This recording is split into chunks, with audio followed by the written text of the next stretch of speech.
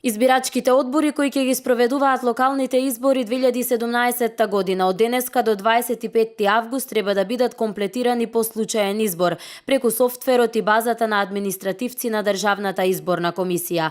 Изборот ќе се врши во Домот на армијата со присуство на членовите на изборните комисии од 80 општини и градот Скопје.